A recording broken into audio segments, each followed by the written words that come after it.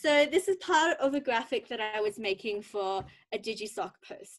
So in graphics, so when you first make your file, you have the option to size. So this is really convenient when you're trying to make a graphic for Instagram that has to be square, or you want to make a Facebook cover picture that has to be a certain dimension. I actually recommend using Canva for graphic design, because with all the new features in Canva, it's so much easier to manipulate than in Photoshop, where you have to move everything by hand. But if you don't have Canva Premium, you don't get to use a lot of the images, which makes it tricky. Whereas in Photoshop, you can literally take any image off the internet and just pluck it in here. So when you're working on graphics in Photoshop, important things to look out for is when you have a file, just like in Canva, it comes up with these little lines. So can you see these lines in the background when I'm moving the text? Yeah, just give me a thumbs up if you can see them. Yeah, so these lines are the same concept as in Canva, where it kind of gives you your boundaries, so where the edges are, where the center is. So this is helpful for placing things around, so you can align them. But I find that it doesn't actually work as well as the one in Canva, and you're often having to guess where things are. So wouldn't recommend using this if you don't have a particular reason to use it. So when making graphics, you want to be able to input text. So down here on your left-hand side, you have this text function. So there's a horizontal, vertical, you can kind of play around with that. But say I'm entering horizontal text now. So all you do is just press anywhere on here, and then it creates a layer over here on your right-hand side. So layers are a really important Photoshop function, I guess. I'll quickly explain it now. So pretty much when you're working with layers, everything that you have that you input as a object becomes a layer of its own. So a chunk of text is a layer here. So as you can see, all my different text files here are separate layers of their own, which means that you can manipulate them all separately. And you can also pile things together by selecting them all, and then you can link layers, or you can merge layers somewhere here, which means that they all become one file. But be careful when you're merging. So a good thing about merging is that your layers file becomes neater, so you can have less layers on here, but it also means that you can't move things individually. So in Canva or in Word, you have that function to group and ungroup. So you have the option to group and ungroup in Photoshop as well, which creates a folder that puts everything in. But if you choose to merge them all, they become one file. So then you can't ungroup and group them. So that's just something to be aware of. So a good thing about using Photoshop for text manipulation is that you have a lot more flexibility to play around with the text. So for example, taking this Humans of DigiSoc bit here. So one thing you can do is you can open up a character panel. So let me figure out. So up here, so when you go up onto your layers panel, you can see this little T over here. So that opens up a characters panel, wherever this is. Give me 1 second. Zoom has moved things around.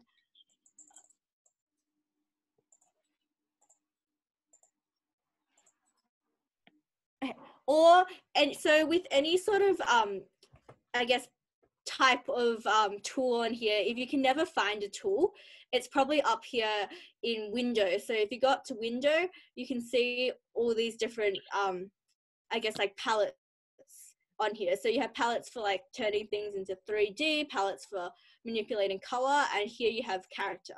So when you open the character panel up, let me zoom in on this. So you have all these options on changing how this text looks like, which you can't really get in a lot of other, I guess, graphic design softwares like Canva. So you have the basics of changing the font. So you have lots of different fonts here. You can upload fonts from the internet, and you can just upload them in. And then you can also, you can change the size, which is normal, but the good things is you can also change the width and the height of different letters. For example, here I have the height set at 110%. If I bump this up to 150%, the text gets stretched out vertically. And same with over here. If I bump this VA symbol up to say 50, it stretches the text out horizontally. And you also can play around with text spacing and also the color of text and the weighting of lines, which is pretty cool function if you want to be really succinct about what your text looks like. So the third part that Photoshop is good for is for digital drawing. So I'm going to open up a file. So I've only actually just started using Photoshop for digital drawing, so don't know much about it, but there's a lot of flexibility to play around with it, but I'll just bring up what it would look like and run through some of the tools in that. So here is a random drawing file. So again, I've used different layers for different parts of my drawing. So a good thing about using Photoshop for drawing as opposed to say Microsoft Paint is the option of layers, which you can layer things on top and manipulate them. So here with this drawing, I started off with a image that I was kind of going to base this person around. So by dragging this image in it as a separate layer, I can use this as a base and then draw lines on top of that to see how I want to use the original image. So with layers as well, you can move them around. So by putting different layers, so the closer it is to the top of the screen, it means it's closer to the top of the image. Whereas background is all the way at the bottom, so that's at the base of your image. And with drawing, you have your tool here, your pencil tool on this side, which has the options for brush and pencil. So within these, you have a lot of different textures, which I believe you can download off the internet if you want more textures as well to manipulate, I guess, manipulate different mediums. So I'm pretty sure you can get textures on the internet which look like charcoal markers. Well, there's charcoal here, or you can get ones that look like illustration markers, like oil paints. So all these different things, and it actually looks pretty close to the real thing, which means that you can create a piece of art that almost looks like it's made by hand. And with the brush tool up here, you can change the size, and with some of the mediums you can also change the hardness up here as well. For example, just a hard round pressure opacity brush, you can have it at 100% hardness or at 20 or whatever. So I think, not quite sure what the difference is between hardness, but I'm pretty sure it's the amount of pixels in each I guess stroke that you use. So another good thing about layers is you can change the opacity of layers. So this means how visible each layer is. So for example, my background here, by turning, also you can turn back layers on and off. So this little eye thing here, you can toggle it on and then toggle it off, which helps you see different layers. So when you toggle it on and you go to the opacity button here, you have the option to make it lighter and darker, which is really good when you're trying to build a drawing with lots of different layers. Okay. So we'll go on to do a kind of walkthrough tutorial on how to build an image with a pet now. So if people want to follow along, maybe take a few minutes to find a picture of yourself or a pet that you want to try photoshopping.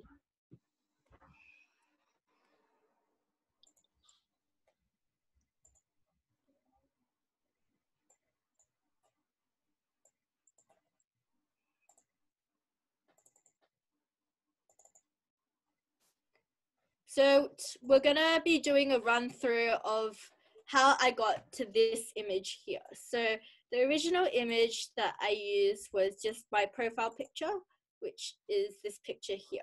So I'll be running through all the different things I did to get to that picture.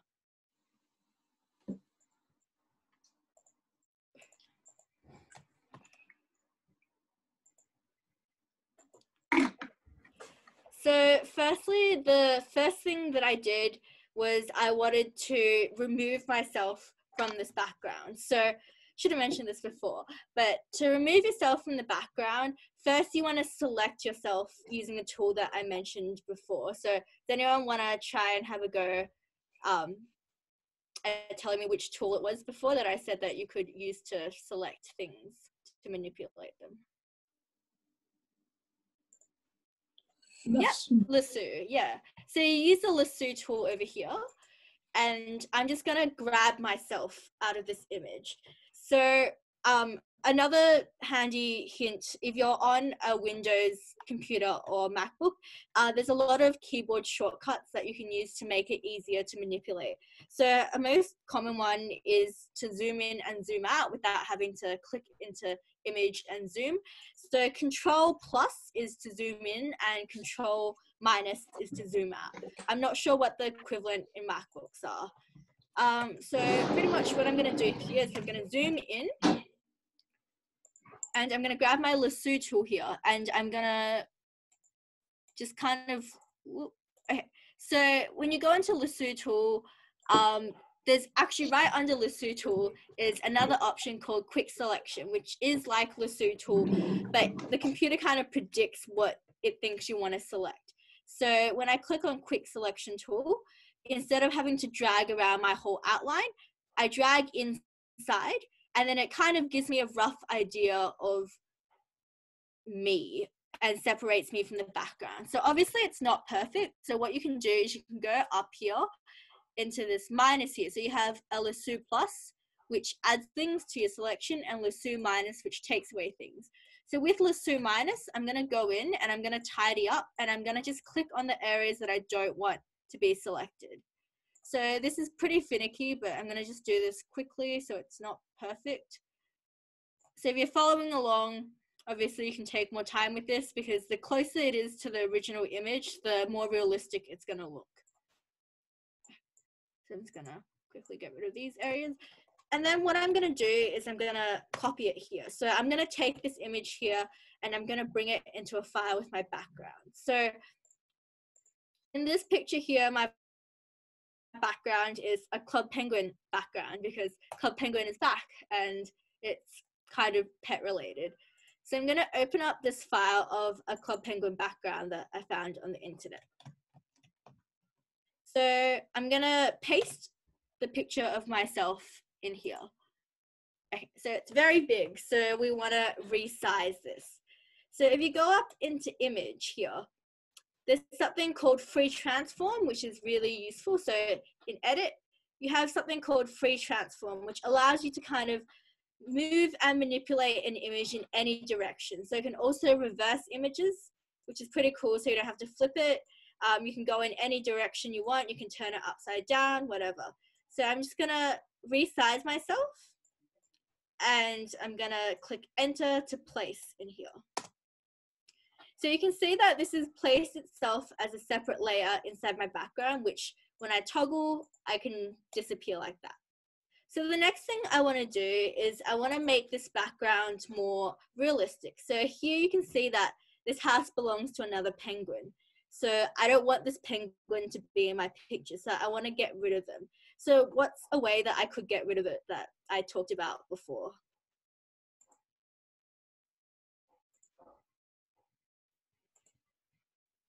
Any tools on getting rid of it?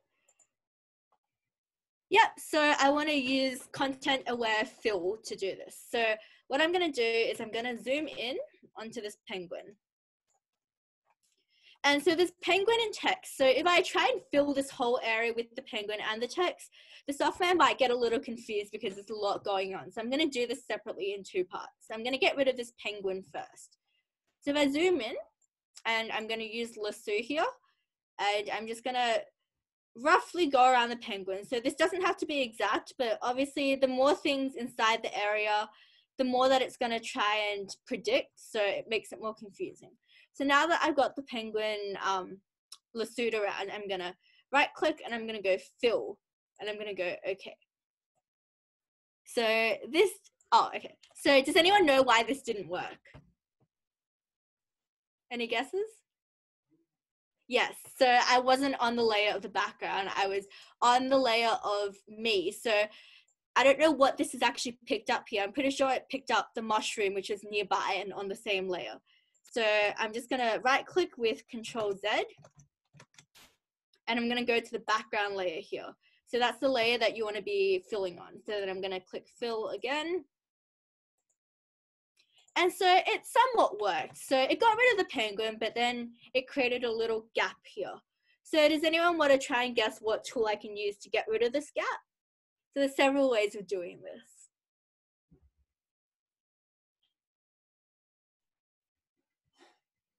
Any guesses?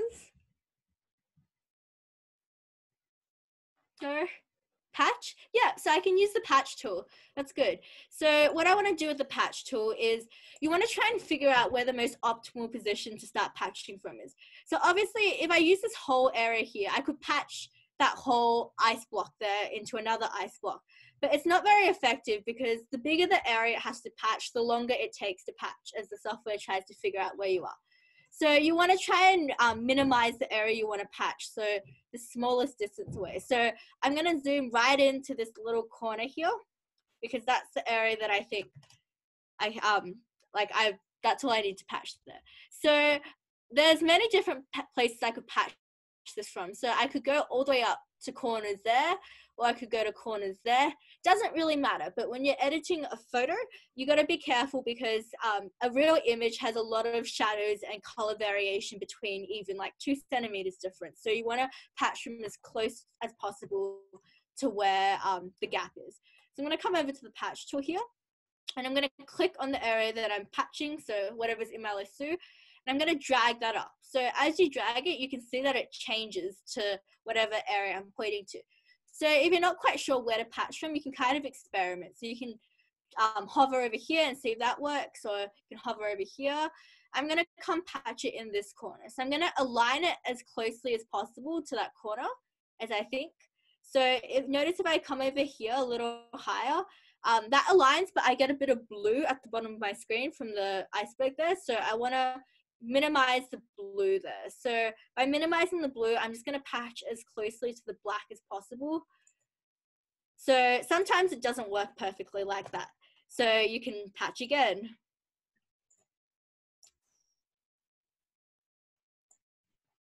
So that's good enough there. So now I'm going to try and get rid of this penguin text down here. So the text is quite different to everything around it. So this should be easier to get rid of. So I'm just going to roughly circle the text and then right click and fill. And then there we go. But you can see that it's predicted that the iceberg juts out further than it does there. So that looks a bit odd there. So there's several things that I can do here to fix that. Does anyone want to guess at what a strategy I could use is?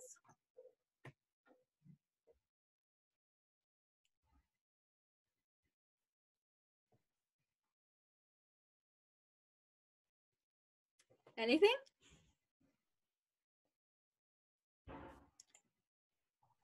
Okay, so warp and free transform. So if I select and warp and free transform, so right now we're still working on this background layer. So to warp or free transform anything, you're free transforming the whole image itself. So for starters, a background is locked, so you can't actually free transform the background.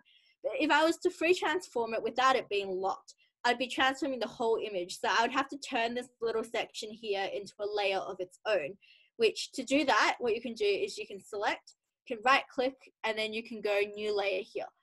But that makes it a bit more confusing because you have more layers. So instead, what I'm going to do is I'm going to be lazy and I'm going to try and patch again, or fill. I'm going to try and fill. So I'm going to go into background and I am going to go fill.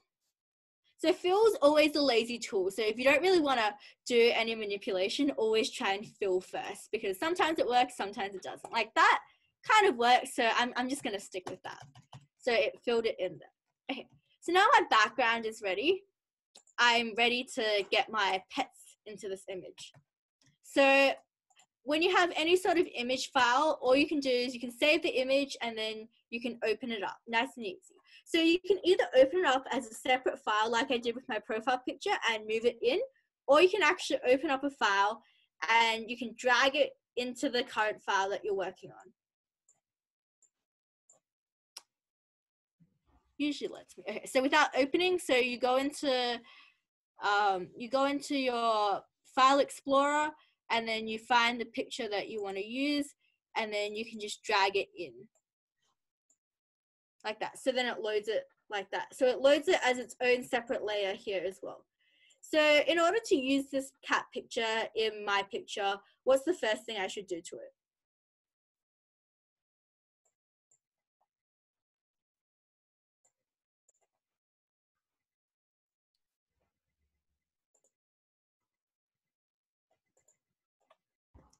Any ideas?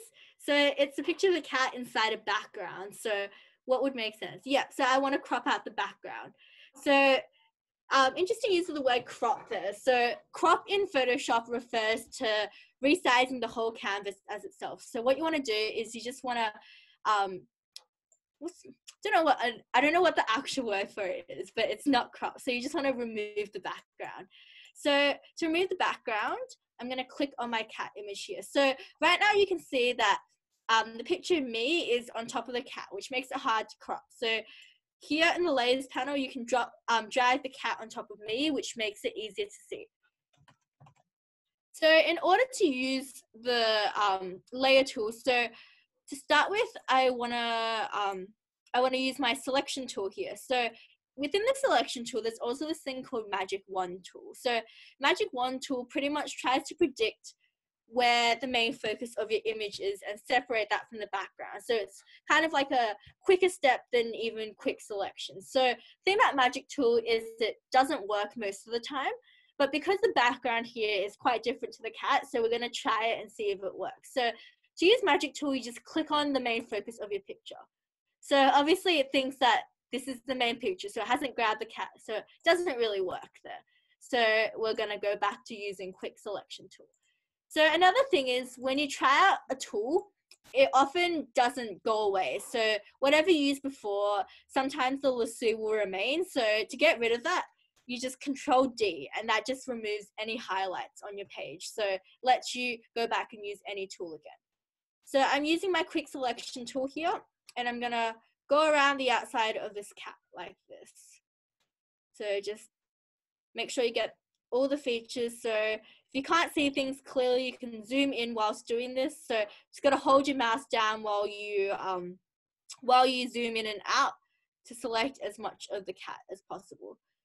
So obviously I'm doing this really quickly, so it's not exact, but if you want to make something look realistic, you want to take the time to make your crops look exact. So you want to zoom right in and grab every single hair. For example, the ones over here, which I've completely ignored. I'm gonna just grab that piece of cat in as well. So now that my whole cat is highlighted, what I want to do is I want to copy and paste. And so this creates a new layer, which is just the cat that I've made. So by toggling on and off the original cat image, you can see that it's separated. So now I don't need this old cat image. So I'm just gonna go ahead and delete that layer by clicking delete on my keyboard. So now I have this massive cat here. So now I want to resize this. So we're going to use our free transform tool here. So when you click on free transform, whoops, I'm on the wrong layer. So always make sure you're on the right layer before you do anything, especially if you're drawing, because then it gets really frustrating when you have to rub out things on a different layer. So make sure you're on the right layer. Then you're going to go into free transform here. And I'm just going to resize this cat so that it can sit on my head. I've got a question. Mm-hmm. Say if I wanted to distort the image, like not size it to scale, if I wanted to make it a bit like stretchier or longer, what would I do? Okay, so this free transform tool is your most flexible tool. So, okay, jokes. Within this tool, you can't stretch it. So, in edit, so all these other, within where free transform was, you have your perspective warp and your puppet warp. So, and you also have transform. So, perspective warp and puppet warp are quite confusing. You can find whole tutorials in that because you got to map things out to transform them. But they're really useful if you want to warp something to fit like a mold of something else, that allows you to fit exactly the mold, but it requires a lot of manipulation. So if you just want to distort the image or skew it, if you go into transform, so there's a distort option here. So within distort, I can kind of do anything I want to this cat. So it's based on axes. So if I click the corner axes, I drag it around the axes. If I click the side axes, it drags it around that. So there's my distorted cat. So on this layer, so the cat right now, it's on top of my head, but the tail kind of sticks out. So I want to make sure this tail is flat. So if you want to manipulate several just bits of an image, you can do what I did with this cat before, and you can just select the tail by itself. Really bad selection. And then you can copy and paste and turn that into its own level. So to get rid of the cat's tail on the layer before, so if I want to move the cat's tail over here, the original cat's tail is still there. So does anyone know what I could do to get rid of the original cat's tail?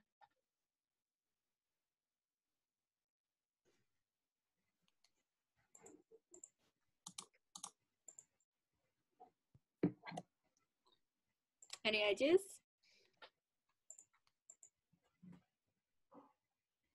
Okay, so if I select it again and delete, so if I select the cat's tail over here and click delete, remember this cat's tail is actually still attached to this whole cat over here. So if I'm deleting that, then I'm effectively deleting the whole original cat. So in order to delete it, one thing we can take advantage of is this erase tool over here. So this is useful for just getting rid of things. So when you click on erase and you click on the original cat over here, yeah. So you can actually erase just bits of that layer and it doesn't affect any other layers. So, okay, gonna work.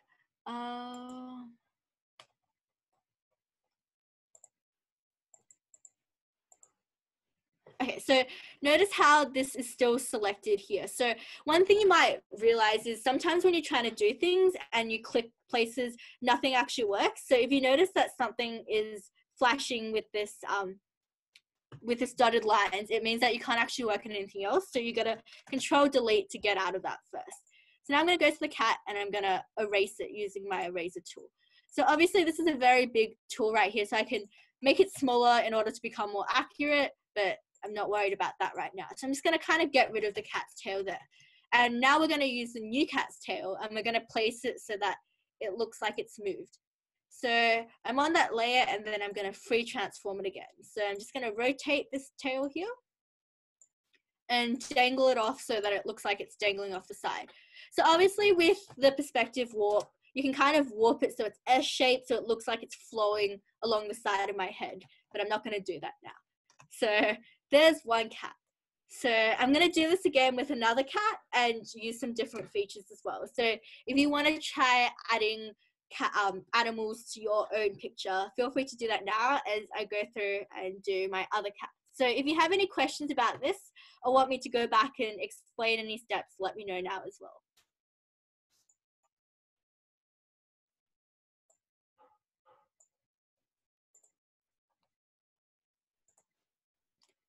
So I'm going to drag my second cat over here. So this is a cat that I want to sit on my shoulder. So again, the first thing that I'm going to do is I'm going to remove the cat from the background. So I'm going to pull it to the top so I can see it. Then I'm going to move the zoom windows. I'm going to select the cat using quick selection. So just the cat itself.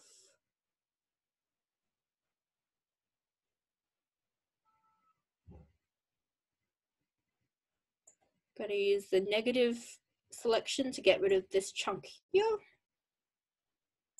And then I'm going to copy and paste. Whoops, I'm missing an eye, so I'm going to add the eye on. I'm going to copy and paste to turn it into its own layer. Then I'm going to delete the other cat. So it's just the cat left. So now I want to make this cat look like it's dangling off my shoulder. So the first thing I'm going to do is I'm going to free transform it. Whoops, wrong layer.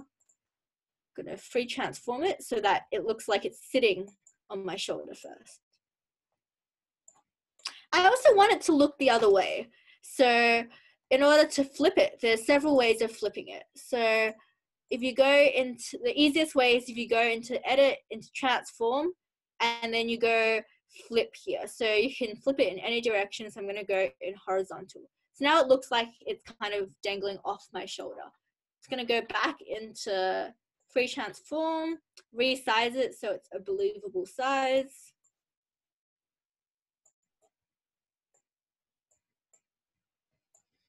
Another thing is the cat has its paws and it's kind of going like this. So I want to make it more believable so that it looks like the cat is dangling off my shoulders. So half the cat is behind me and half the cat is in front of me. So in order to do that, what tools should I take advantage of? Any ideas?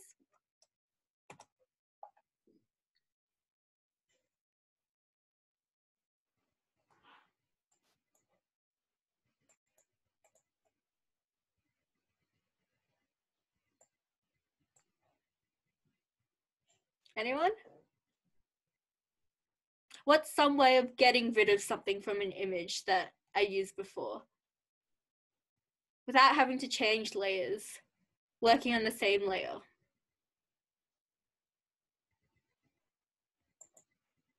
No ideas. Okay, so I'm going to use my erase tool here. So when you're working with manipulation, it's almost like you're trying to picture something in your head. So you want to figure out what you should do to achieve your outcome. So for example, there are many ways of manipulating this. So I could potentially, I could get rid of half this cat, and then so I separate the paws into separate layers and then move them so they're on top of me. Or an easy way of doing it would be just to erase part of the cat so it looks like it's hanging off me. So what I'm going to do is I'm going to use the erase tool here, and I'm going to go around the stomach. So I want to keep the paws in this picture. So I'm just going to gently erase around all this. So the good thing about Photoshop is, unlike drawing on hand, if you make a mistake, sometimes like it's not possible to ever go back. The good thing about using Photoshop is you can always Control Z and go back. So you can always experiment with different ways of erasing and try it out. So I could try and get rid of the whole hand here and see if it looks more believable with just the arm there. So if I didn't like that, I could just Control Z a few times and then get my cat back, and then I can try a different way. I could get rid of that hand exactly and see if I like that. So I'm actually gonna get rid of this whole arm here. So right now that looks kind of believable, but it's still hanging off the edge a little bit. So I'm just gonna go ahead and free transform and move this cat a little bit there. There's still a gap there, but we're gonna pretend that gap isn't there.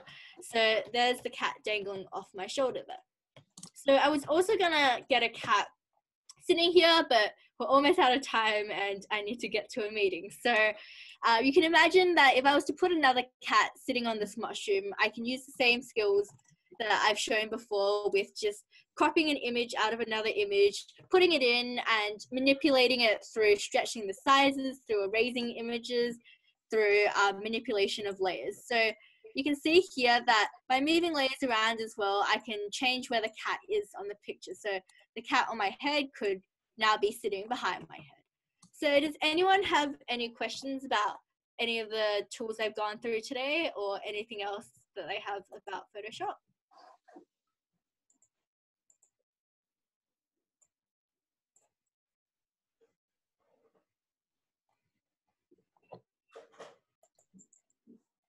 No? Well, is there another way to make the pictures move around smoother? What do you mean by moving around smoother?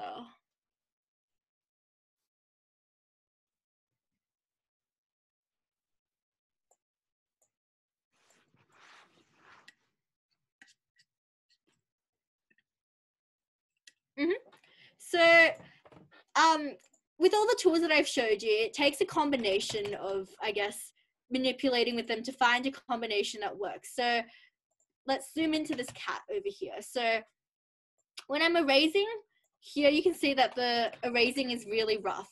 So one important thing is to check the size of the brush you're using. So right here, obviously I'm using a massive brush, so the edges aren't going to be very clean. So if you go over here into brush size, you can bring that all the way down until you're at the pixel range. So if you zoom all the way in, you can manipulate it pixel by pixel.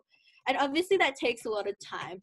Another thing you could do is when you're on the same layer, so for example, if I combine the cat with me, so if I click both layers and I click merge layers here, now these are on the same layer, so whatever you do to the cat, you can do to me. So by zooming in, I can use the fill tool actually.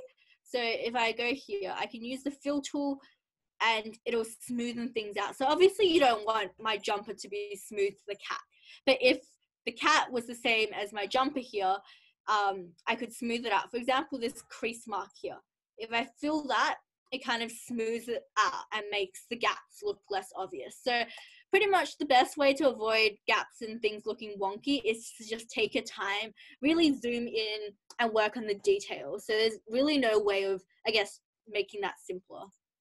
Does anyone else have any other questions?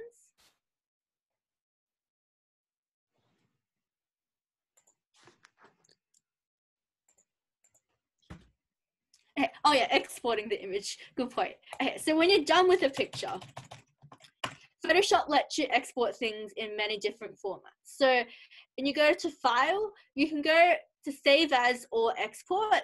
I found that like there's no big difference between them, except potentially if you really want to export as a PNG, you can do it quickly here through this quick export as a PNG instead of having to go through the settings yourself. So personally, I usually just use Save As because then you can, okay, jokes, wrong one. Okay, so in Lightroom, you want to save as because then you have more options of changing what things are. But in Photoshop, you want to export and then export as, and then up here in file settings. So you have, okay, so Photoshop is maybe not as good as Lightroom when you, okay, so maybe when you use Save As, you can save as greater types of formats, but you don't have the flexibility to play around with changing your image size and canvas size when you're exporting. So here you can choose to make the background either transparent or not transparent. This is good when you're trying to make little cartoons or icons because you don't want a white background, you just want the logo by itself. So usually when you're drawing, you actually want to save as a PNG instead of a JPEG because JPEGs tend to have less megabytes of data. So when you want to go back and edit, you've lost some of the fine detail. And you can also actually create GIFs with Photoshop. It's a pretty cool function. You just use different layers. You can find a tutorial on that. It does the animation automatically. So you can save it as that. Not sure what SVG is. I'm going to ignore that. So if you change the image size when you're exporting, it just, I think, gives you a white background in the back. So if you want to change the image size, you want to do that within the software itself. So through image and then image size, canvas size there. Okay, sweet. So we're almost out of time. So I encourage everyone to have a go at editing your own picture with pets in it. And you should post the final edits that you do on the event page, and we'll showcase everyone's photos on our Instagram page. And yeah, if you have any more questions, feel free to message the Digital Society chat or to message me. Oh yeah, I didn't even introduce myself at the start. My name is Lehan and I'm the marketing director for Digital Society. So yeah, thank you for coming along. Make sure you fill in the attendance form at the top so we can all get, I guess, points. And if you want to give any feedback, just message the Digital Society page. It's okay if it's positive or negative. Helps us improve so that we can run more sessions like this for you, because we also want to kind of upskill you guys in not only like digital like industry career events, we also want to upskill you in using digital software and different skills. So if you have any other softwares that you want us to run tutorials on, feel free to like send the Facebook page a message and let us know and we'll run them. Yeah, so have a great night, play around with Photoshop, and it'll be good to see everyone's edits.